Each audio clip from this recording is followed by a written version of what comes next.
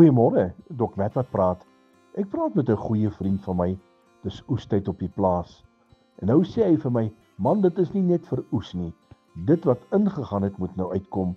Hy sê, daar moet geplant word, daar moet bemes word, daar moet nat gelei word en onkruid moet uitgehaal word. En dan weet ek kan 'n goeie oes hê as die reën betyds kom.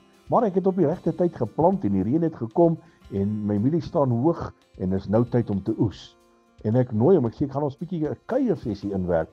Sê hy, nee, is nou oestyd, is nou 'n goeie tyd. Ek moet nou als insit en dit van die lande afhaal wat moet afkom voordat daar dalk 'n veldbrand of iets meer kan kom.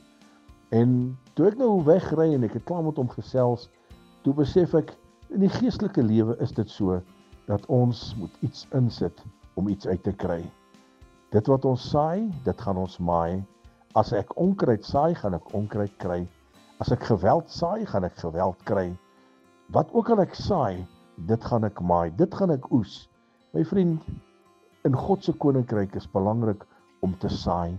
Saai, en ek praat nie finansies nie, ek praat geestelik. Ek praat van saai jou gebedslewe. Spandeer tyd met die koning.